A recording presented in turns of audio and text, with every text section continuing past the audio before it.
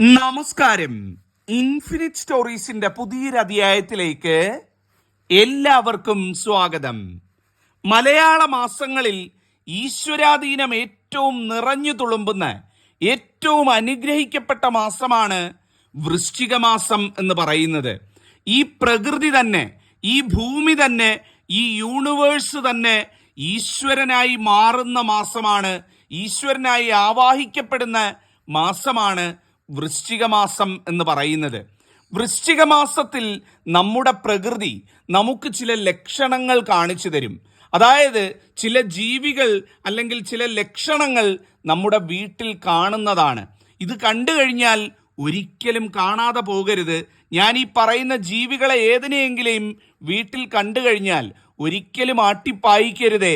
കാരണം ഭഗവാൻ അയക്കുന്നതാണ്.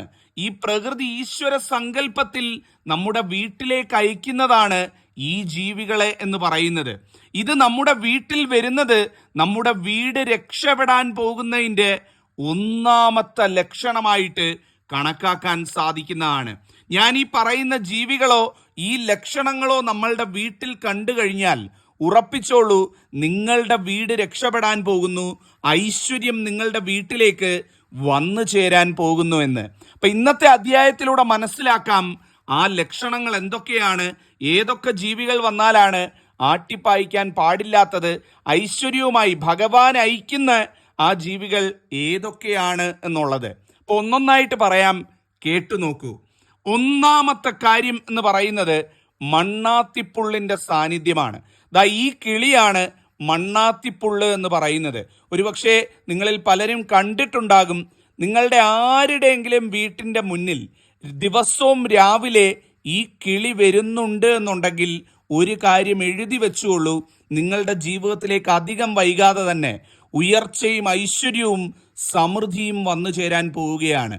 സാക്ഷാൽ മഹാദേവൻ പരമേശ്വരന്റെ അനുഗ്രഹവുമായിട്ടാണ് ഈ മണ്ണാത്തിപ്പുള്ള് നിങ്ങളുടെ വീട്ടിൽ വന്നു കയറുന്നത്. ഇതിനെ കണ്ടു കഴിഞ്ഞാൽ ഉറപ്പിച്ചോളൂ, ഈ വൃശ്ചികത്തിൽ ഉറപ്പിച്ചോളൂ, നിങ്ങളുടെ ജീവിതം എല്ലാം കൊണ്ടും അടിമുടി രക്ഷപ്പെടാൻ പോവുകയാണ്. നിങ്ങളുടെ ആരുടെയെങ്കിലും വീട്ടിൽ ഇത് വരാറുണ്ടോ? ഉണ്ടെങ്കിൽ ഏറ്റവും ഭാഗ്യമാണ്, ഐശ്വര്യം വന്നു എന്ന് തന്നെ കണക്കാക്കാം. ആട്ടിപ്പായിക്കരുത്, ധാന്യമൊക്കെ വിതറിക്കൊടുക്കുക, അത് കഴിക്കട്ടെ. ഏറ്റവും ഐശ്വര്യമായിട്ടാണ് നിങ്ങളുടെ വീട്ടിലേക്ക് ഇത് എത്തുന്നത്. ഇതാണ് ഒന്നാമത്തത്. രണ്ടാമത്തേത് എന്ന് പറയുന്നത് ചിത്രശലഭങ്ങളുടെ സാന്നിധ്യമാണ്. അതായത് ഈ വൃശ്ചികത്തിൽ നിങ്ങളുടെ വീടിന് ചുറ്റും ധാരാളമായിട്ട് ചിത്രശലഭങ്ങളെ കാണാൻ സാധിക്കുന്നുണ്ടെങ്കിൽ അത് സമൃദ്ധിയുടെ ഏറ്റവും വലിയ ലക്ഷണമായിട്ടാണ് കണക്കാക്കുന്നത്.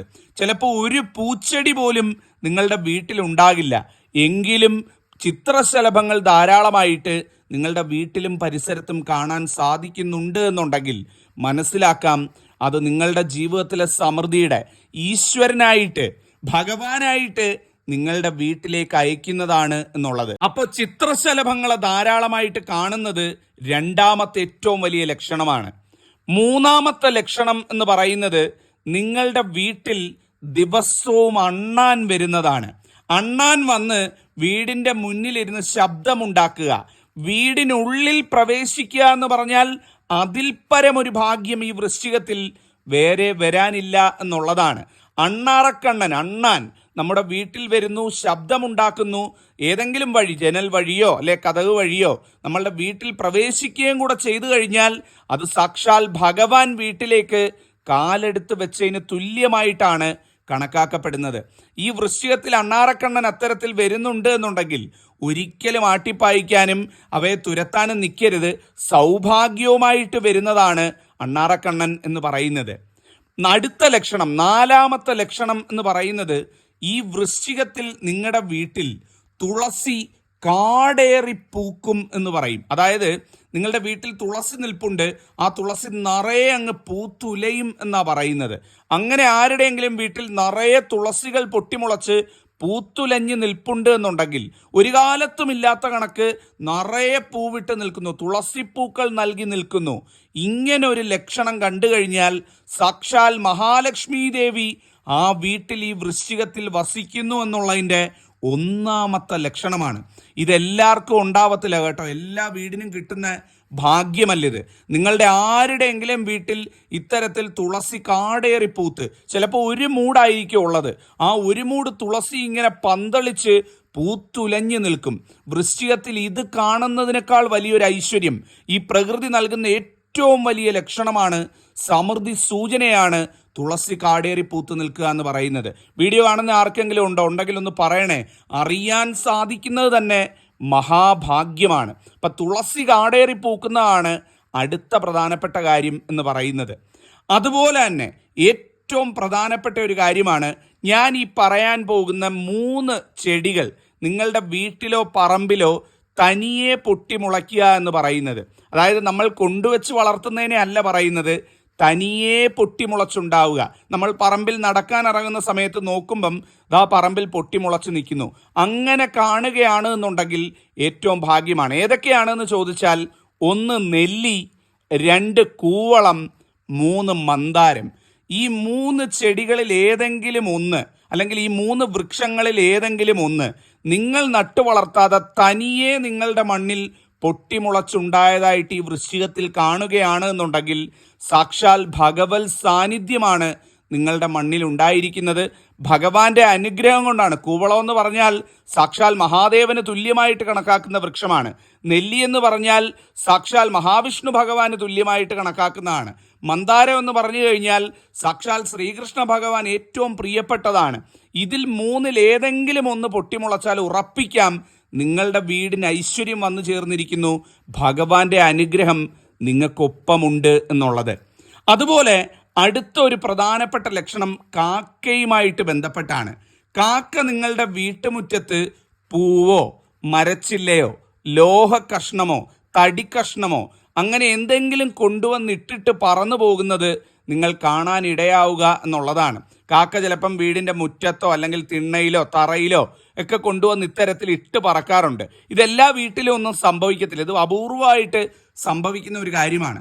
നിങ്ങളുടെ ആരുടെയെങ്കിലും വീട്ടിൽ ഇത്തരത്തിൽ കാക്ക കൊണ്ടുവന്ന് നിങ്ങളുടെ മുന്നിലിട്ട് പറന്നു പോകുന്നത് കണ്ടു കഴിഞ്ഞാൽ അതും ഈ പ്രകൃതിയുടെ അനുഗ്രഹം, ഈശ്വരാനുഗ്രഹം നിങ്ങൾക്കുണ്ട് എന്നുള്ളതിൻ്റെ കൃത്യമായിട്ടുള്ള ലക്ഷണമാണ്. നിങ്ങളുടെ എല്ലാവരുടെയും വീട്ടിൽ കാക്ക വന്നു കഴിഞ്ഞാൽ ഈ വൃശ്ചിക മാസത്തിൽ അതിന് എന്തെങ്കിലും ഒരു ആഹാരം കൊടുക്കുക. എല്ലാ ദിവസവും ഒരു ചിരട്ടയിലാണ് എന്നുണ്ടെങ്കിലും വീടിൻ്റെ തെക്ക് ഭാഗത്ത് എവിടെങ്കിലും ഒരു ചിരട്ട വെച്ച് വെള്ളം ഒഴിച്ച് വെച്ചേക്കുക. കാക്കയ്ക്ക് ആഹാരവും ജലവും നൽകുന്നതിൽ പരം പുണ്യം ഒരു കാര്യം ഈ ഒരു വൃശ്ചിക മാസത്തിൽ വേറെ ചെയ്യാനില്ല എന്നുള്ളതാണ്. അപ്പം എല്ലാവരും കാക്കയ്ക്ക് ആഹാരം കൊടുക്കുന്ന കാര്യം കൂടി ശ്രദ്ധിക്കേണ്ടതാണ്. മറ്റൊരു പ്രധാനപ്പെട്ട ലക്ഷണം എന്ന് പറയുന്നത് വീട്ടിൽ പശു വന്ന് കയറുന്നതാണ്. മറ്റാരുടെയെങ്കിലും പശു, മറ്റെവിടെങ്കിലും വളർത്തുന്ന പശു നിങ്ങളുടെ വീട്ടിലോ നിങ്ങളുടെ വീടിൻ്റെ അടുക്കളപ്പുറത്തോ വന്ന് നിൽക്കുന്നതായിട്ട് കാണുക. വളരെ ഔചാരിതമായിട്ടായിരിക്കും, വളരെ അത്ഭുതമായിട്ടായിരിക്കും നിങ്ങളത് കാണുന്നത്. ചിലപ്പോൾ അടുക്കളയിൽ നിൽക്കുന്ന സമയത്ത് വീട്ടിലെ വീട്ടമ്മയായിരിക്കും കാണുന്നത്. പുറത്തിറങ്ങി നോക്കുമ്പോൾ അത് ആ അടുക്കളപ്പുറത്തൊരു പശു നിൽക്കുന്നു. അത് എവിടുത്തെയാണെന്നൊന്നും ചിലപ്പോൾ അറിയത്തില്ല, ചിലപ്പോൾ അറിയുന്നതായിരിക്കും. പക്ഷേ നമ്മുടെ വീട്ടിൽ വളർത്തുന്ന അല്ലാതെ മറ്റെവിടുന്നെങ്കിലും ഒരു പശു വന്ന് കയറുക എന്ന് പറയുന്നത് ഏറ്റവും ശുഭകരമാണ് ഈ വൃശ്ചികത്തിൽ. അത്തരത്തിലൊരു പശു വന്നാൽ അതിന് എന്തെങ്കിലും ഒരു ആഹാരം നൽകാനായിട്ട് എപ്പോഴും ശ്രമിക്കണം കേട്ടോ. കാരണം നമ്മുടെ വീട്ടിലേക്ക് സൗഭാഗ്യവുമായിട്ട് ഐശ്വര്യവുമായിട്ട് വന്നു കയറുന്നതാണ് ഈ പശു വൃശ്ചികത്തിൽ വന്നു കയറുക എന്ന് പറയുന്നത്. അതോടുകൂടി ആ വീട്ടിലെ സകല ദോഷങ്ങളും മാറി ഉയർച്ച ആരംഭിക്കും എന്നാണ് പറയുന്നത്. അതും ഏറ്റവും ശുഭകരമായിട്ടുള്ള ലക്ഷണമാണ്. അതുപോലെ ത്രിസന്ധ്യാ നേരത്ത് വീട്ടിൽ നിലവിളക്ക് തെളിയിക്കുന്ന സമയത്ത് നിലവിളക്കിൻ്റെ സമീപത്ത് എവിടെങ്കിലും പച്ചക്കുതിരയെ കാണുക എന്നുള്ളതും ഏറ്റവും ഐശ്വര്യമുള്ള കാര്യമാണ്. പച്ചക്കുതിര എന്ന് പറയുമ്പം തന്നെ നമുക്കറിയാം മഹാവിഷ്ണു ഭഗവാനുമായിട്ടൊക്കെ ചേർത്ത് നമ്മൾ പറയുന്ന സൗഭാഗ്യത്തിൻ്റെ ചിഹ്നമാണ് പച്ചക്കുതിര എന്ന് പറയുന്നത്. വൃശ്ചികത്തിലെന്നല്ല, ഏത് സമയത്ത് പച്ചക്കുതിരയെ കണ്ടാലും ഐശ്വര്യമാണ്. പ്രത്യേകിച്ചും ഈ വൃശ്ചിക മാസത്തിൽ പ്രകൃതി ഇങ്ങനെ അനുഗ്രഹ വർഷം ചൊരിയുന്ന ഈ വൃശ്ചികത്തിൽ നമ്മൾ പച്ചക്കുതിരയെ കാണുന്നത് സൗഭാഗ്യത്തിൻ്റെ ലക്ഷണമായിട്ട് കണക്കാക്കാവുന്നതാണ്. അതുപോലെ മറ്റൊരു ലക്ഷണമാണ് തത്തയുടെ സാന്നിധ്യം എന്ന് പറയുന്നത്. നമ്മളുടെ വീട്ടിൽ എവിടെങ്കിലും മരച്ചില്ലയിൽ തത്ത വന്നിരുന്ന് ശബ്ദമുണ്ടാക്കുന്നത്, പച്ചത്തത്ത വന്നിരുന്ന് ശബ്ദമുണ്ടാക്കി കരയുന്നത് ഏറ്റവും ഐശ്വര്യമായിട്ട് കണക്കാക്കാം. ഭഗവതി പ്രീതി ഉണ്ട് എന്നുള്ളതിൻ്റെ ലക്ഷണമായിട്ടാണ് നമുക്ക് പ്രകൃതിയിൽ നിന്ന് വായിച്ചെടുക്കാൻ സാധിക്കുന്നത്. ഭഗവതി പ്രീതിയുള്ള വീടുകളിൽ മാത്രമേ ഇത്തരത്തിൽ തത്ത വന്നിരിക്കുന്നത് നമുക്ക് കാണാൻ സാധിക്കുകയുള്ളൂ. അപ്പം നിങ്ങൾ മുറ്റത്തിറങ്ങുന്ന സമയത്ത് വീട്ടിൻ്റെ മരച്ചില്ലയിലോ അല്ലെങ്കിൽ ഈ പഴവർഗ്ഗങ്ങളൊക്കെ ആയിട്ടുള്ള വൃക്ഷങ്ങൾ നിൽപ്പുണ്ട് എന്നുണ്ടെങ്കിൽ ആ വൃക്ഷങ്ങളിലോ തത്തയെ കാണാൻ സാധിച്ചാൽ, തത്ത വന്ന് എന്തെങ്കിലും ഭക്ഷിക്കുന്നതായിട്ടോ വന്നിരിക്കുന്നതായിട്ടോ കൂട്ടം കൂടി ശബ്ദമുണ്ടാക്കുന്നതായിട്ടോ കണ്ടു കഴിഞ്ഞാൽ അതും ഈ വൃശ്ചികത്തിലെ ഏറ്റവും വലിയ സമൃദ്ധി ലക്ഷണമാണ്. അപ്പം ഞാൻ ഈ പറഞ്ഞ 5-6 കാര്യങ്ങൾ നിങ്ങളൊന്ന് ശ്രദ്ധിക്കുക. നിങ്ങളുടെ ജീവിതത്തിൽ ഏറ്റവും ഐശ്വര്യം കൊണ്ടുവരുന്ന കാര്യങ്ങളാണ്. ആ വീട് രക്ഷപ്പെടും, നന്നായി വരും എന്നുള്ളതാണ്. ഇത് പറഞ്ഞുകൊണ്ട് അധ്യായം അവസാനിപ്പിക്കുന്നു. നന്ദി, നമസ്കാരം.